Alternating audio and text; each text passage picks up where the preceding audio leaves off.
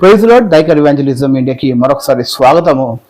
ఈరోజు వీడియో మీరు చూస్తే గమ్మత్తుగా ఉంటుందండి. రీజన్ ఏంటి తెలుసా? మొన్నటి వరకు చర్చిలలో వీళ్ళందరూ వచ్చి ప్రార్థన సభలో మత మార్పిడి అన్నారు. దాని తర్వాత ఇంట్లో ప్రార్థన చేస్తే మత మార్పిడి అన్నారు. ఎక్కడైనా గ్యాదర్ అయితే మత మార్పిడి అన్నారు, మత మార్పిడి మాఫీ అన్నారు.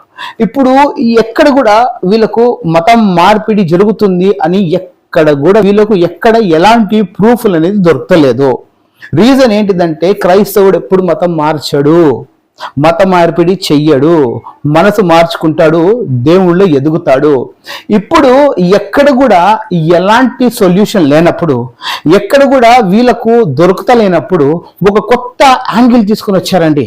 ఈ స్టోరీలో ఒక కొత్త ట్విస్ట్ ఏంటిదంటే, ఎప్పుడు కూడా మనకు సొల్యూషన్ లేనప్పుడు వేరే వంకర చేష్టలు చెయ్యాలి అన్నట్టు ఒక వంకర బుద్ధితో వీళ్ళందరూ ఒక అలిగేషన్ వేశారు.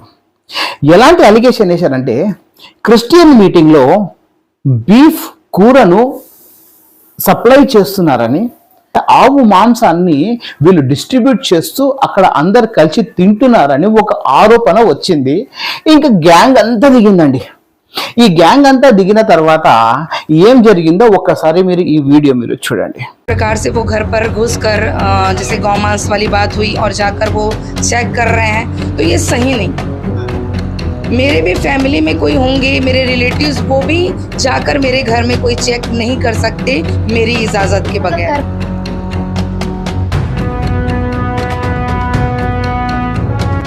गौ मांस के मामले जहाँ भी गौ माता कटेगी वहाँ विश्व हिंदू परिषद बजरंग दल खड़ा होगा, और जो गौ माता को काटेगी उसको काटने का भी मुद्दा रखते हैं और काट भी देंगे। చూశారు కదా, కేవలము ఎవరో పనికి మాలిన వెధవ ఒక్క ఫోన్ చేయగానే వీళ్ళ దగ్గర అన్ని ప్రూఫ్ దొరికిపోయినట్టు పరిగెత్తుకుంటూ వచ్చేస్తారు.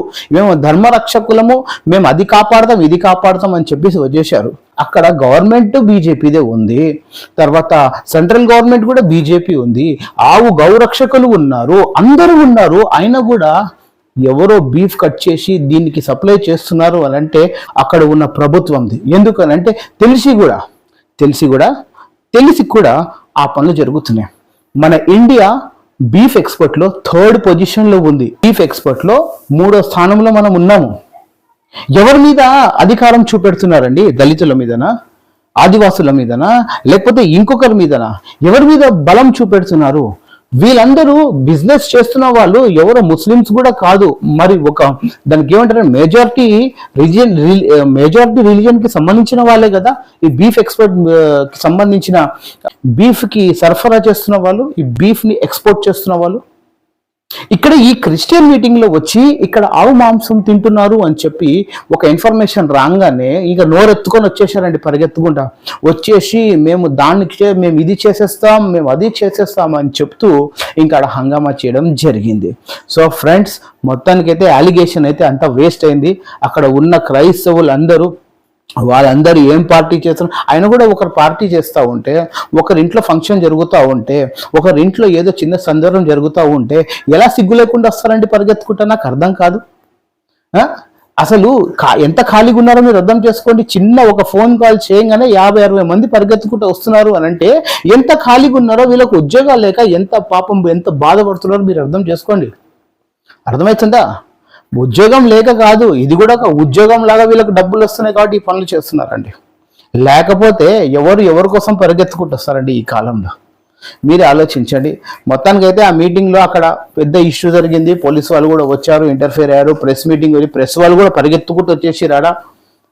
మొత్తానికైతే మత మార్పిడి పక్కన పెట్టేశారు. ఇప్పుడు క్రైస్తవుల ఇంట్లో బీఫ్ కూర వండుతున్నారా లేదా ఇక్కడ ఆవు మాంసం తింటున్నారా లేదా అనే ఒక కొత్త యాంగిల్ని తీసుకొని వస్తున్నారు. మీరేమంటారో కామెంట్స్ ద్వారా మాకు తెలియజేయండి friends. God bless you all, have a great day. गुंडागर्दी करके यहाँ मसीह लोगों को आके उनको गाली दे रहे हैं, उनकी बहन बेटियों को छेड़खानी कर रहे हैं, यहाँ वहाँ हाथ लगा रहे हैं।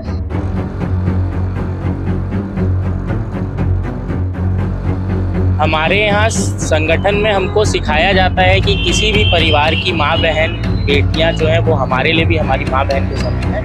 तो उनका जो आरोप है वो तो निराधार है एकदम। और अगर उनके पास ऐसे कोई प्रूफ है, क्योंकि आज तो डिजिटलाइज हो चुका है जमाना, तो आपके पास प्रूफ हो सकते हैं तो आप पेश कीजिए वैसे प्रूफ। जिस प्रकार से वो घर पर घुसकर जैसे गौमांस वाली बात हुई और जाकर वो चेक कर रहे हैं, तो ये सही नहीं। मेरे भी फैमिली में कोई होंगे, मेरे रिलेटिव्स, वो भी जाकर मेरे घर में कोई चेक नहीं कर सकते मेरी इजाजत के बगैर।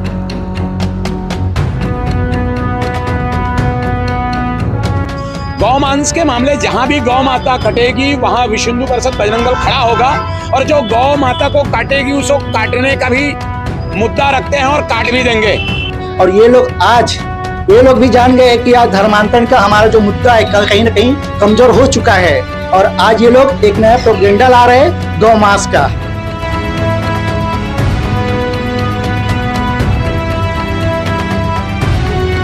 हमने ये नहीं कहा, हमने ये कहा इनके घर की जांच करिए, इनके खाते की जांच करिए, पुलिस से जांच किया, बस बात ही खत्म। अरे भाई, मैं अपने घर में आराधना करूंगा तो स्वतंत्र हूँ ना, घर तो मेरा है ना, मेरा नाम है घर में, मैं अपने घर में कुछ भी करूँ। अगर कोई गलत मैं काम करूँ तो मैं बोलता हूँ बिल्कुल आप मेरे पास धारा लगाए, सजा दीजिए, मुझे जेल में डालिए। और अपने आप को तथाकथित क्रिश्चियन बताते हैं, जैसे अभी तथाकथित भीम आर्मी सुनने में आपको आता है, क्या होता है आज के डेट में। एक आपकी मीडिया के माध्यम से मैं बताना चाह रहा हूँ कि जहाँ पर बजरंग दल धर्मांतरण को लेकर कहीं पर जाता है तो भीम आर्मी वहाँ पहुँच जाती है, जैसे वो उस मसीहों का मसीहा बन चुका है।